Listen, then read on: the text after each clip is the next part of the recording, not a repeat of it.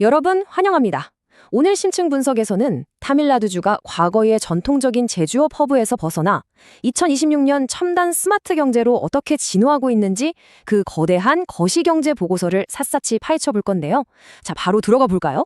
이 주의 엄청난 스케일을 한 번에 이해하시려면 딱 이 9.4%라는 숫자 하나만 기억하시면 됩니다. 인도를 전체 지도로 보면 타밀나두는 고작 4% 정도밖에 안 되는 아주 작은 점이거든요. 그런데도 인도 전체 경제의 무려 10분의 1 가까이를 하드캐리하고 있다는 뜻이죠. 실로 어마어마한 원동력입니다. 하지만 여기서 의문이 하나 생기죠. 2026년 5월 선거로 무려 50년 동안이나 이어지던 양당 체제가 완전히 깨져버렸단 말이죠. 그러니까 전 세계 투자자들 입장에서는 당연히 이런 아주 결정적인 질문을 던질 수밖에 없어요. 잠깐, 이 3,300억 달러짜리 거대한 경제 엔진 이러다 멈추는 거 아니야? 하고요. 자, 그래서 오늘 살펴볼 로드맵입니다. 1장 2026년 패러다임 전환부터 전략적 투자 구역, 하이테크와 뉴스페이스, 블루 및 그린 경제, 그리고 마지막으로 스마트 거버넌스 플레이북까지. 이 지역이 정치적 변화를 어떻게 외국인 투자를 끌어모으는 엄청난 수익 창출의 기회로 바꾸고 있는지 그 흐름을 쭉 따라가 보겠습니다. 그럼 첫 번째 섹션 2026년 패러다임 전환과 새로운 정치적 현실에 대해 짚어보겠습니다. 가장 큰 관심사였던 이 거대한 지각 변동 말인데요. 선거 직후에 글로벌 시장이 약간 일단 지켜보자 하는 관망세로 돌아섰거든요. 그런데 자료를 객관적으로 살펴보면 새로 출범한 TBK 정부가 아주 영리하게 대처했습니다. 투자청 같은 핵심 독립기관들이 흔들림 없이 굴러가게 놔두고 투명한 재무백서를 곧바로 공개해버렸어요. 시장의 초기 불안감을 신속하게 잠재운 아주 정석적인 플레이였죠. 이어서 두 번째 섹션, 전략적 투자구역 해설입니다. 이른바 공간적 차익 거래의 메커니즘을 살펴볼 텐데요. 이 부분이 진짜 흥미롭습니다. 주 정부가 투자자들한테 일종의 밀당을 하는 거거든요. 첸나이처럼 이미 인프라가 빵빵한 카테고리 A 지역을 선택할래? 아니면 마두라이나 델타 지역 같은 카테고리 C로 갈래? C로 가면 보조금이랑 세금 면제 혜택을 말 그대로 왕창 퍼주겠다 이거죠. 개발의 중심축을 남쪽으로 확 끌어내리려는 아주 전략적인 선택지를 던지는 겁니다. 투자 규모에 따른 등급표를 보면 좀 더 확 와닿으실 겁니다. 특히 저 울트라 메가 등급 한번 보세요. 400억 루피 이상. 그러니까 엄청난 규모의 투자를 유치하게 되면 그 즉시 100% 인지세 전액 면제라는 파격적인 혜택이 잠금 해제되는 구조입니다. 세 번째 섹션은 하이테크 및 뉴스페이스 분야입니다.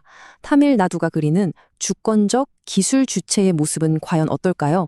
사실 지금도 타밀나두는 인도 전체 전자제품 수출의 무려 37% 이상을 혼자 담당할 정도로 압도적인 원탑입니다. 하지만 이들이 진짜 노리는 건 단순한 전자제품 조립이 아니에요. 그보다 훨씬 더 깊은 층위, 즉 R&D와 반도체 생태계 자체를 정조준하고 있습니다. 그럼 딥테크 기업들을 어떻게 꼬실 거냐? 혜택이 정말 장난이 아닙니다. S급 엔지니어들을 꽉 붙잡아두라고 급여의 30%를 현금성 보조금으로 직접 쏴주고요. 지정된 스페이스 베이 구역에 들어오는 우주 위성 스타트업들한테는 초기 진입 비용을 대폭 깎아줍니다. 말 그대로 전 세계의 천재들과 기술력을 빨아들이는 거대한 자석을 만든 셈이죠. 그리고 이런 엄청난 야망의 최종 도착지가 바로 첸나이 남쪽에 지어지고 있는 거대한 글로벌 AI 시티입니다. 무려 2,000에이커 규모예요. 특히 100% 재생에너지를 쓰는 데이터 센터에는 전기세까지 전액 면제해준다고 하니 하이테크, 넷제로 스마트 도시가 완벽하게 구현되고 있는 겁니다. 네 번째 섹션, 블루 및 그린 경제입니다. 해양 물류 산업과 지속 가능한 순환 경제를 어떻게 새롭게 정의하고 있는지 보시죠. 보고서에서 제가 진짜 놀란 부분이 바로 여긴데요. 2026년 조선업 정책을 보면 주정부가 아예 민간 기업의 초기 투자 리스크를 직접 짊어집니다. 정부가 조선소 핵심 인프라를 먼저 사들인 다음에 기업한테 아주 싼 값에 다시 빌려주거나 심지어 프로젝트 지분의 최대 49%까지 파트너로 직접 참여해버려요. 인프라 투자의 판도를 완전히 뒤집어버리는 접근법이죠. 그린 경제 쪽도 한번 볼까요? 전기차 면세 혜택 연장은 기본이고요. 지속 가능한 친환경 섬유 공장 같은 걸 지으면 정부가 자본을 직접 얹어줍니다. 게다가 폐기물 재활용 같은 순환 경제 쪽에 사람을 새로 뽑으면 고용주가 내야 할 첫해 연금 기여금까지 정부가 100%다 돌려준대요. 경제적 이윤이랑 환경 보호를 기가 막히게 일치시킨 거죠. 마지막 다섯 번째 섹션입니다. 스마트 거버넌스 플레이북, 그 지긋지긋한 관료주의를 어떻게 철폐하고 있는지 확인해 보겠습니다. 인허가 과정이 싹 다 디지털화 됐는데요. 여기서 제일 소름 돋게 강력한 기능이 바로 저 4번 간주 승인입니다. 만약 공무원이 서류 처리 기한을 단 하루라도 넘기잖아요. 그럼 시스템이 알아서 여러분의 라이센스를 합법적으로 승인 처리해버립니다. 기업들 발목 잡던 관료적 지연이나 잠재적인 부패를 그냥 시스템으로 완벽하게 짓밟아버린 거예요. 그리고 글로벌 다국적 기업들이 믿고 쓸 수 있는 튼튼한 로컬 공급망을 만들기 위해 신정부가 무려 150억 루피짜리 막대한 신용보증기금을 풉니다. 거기에 영세 제조업체들을 괴롭히던 피크타임 전기료 할증까지 싹 다 백지화 시켜버렸어요. 밑바탕 생태계를 아주 탄탄하게 다져주고 있는 겁니다. 자, 그럼 오늘 해독해본 이 방대한 내용들 딱 3가지 핵심 플레이북으로 요약해드릴게요. 글로벌 비즈니스를 준비하신다면 이것만은 꼭 챙기세요. 첫째, 공간적 차익 거래를 활용해서 보조금 혜택을 싹쓸이할 수 있는 부지를 고르실 것.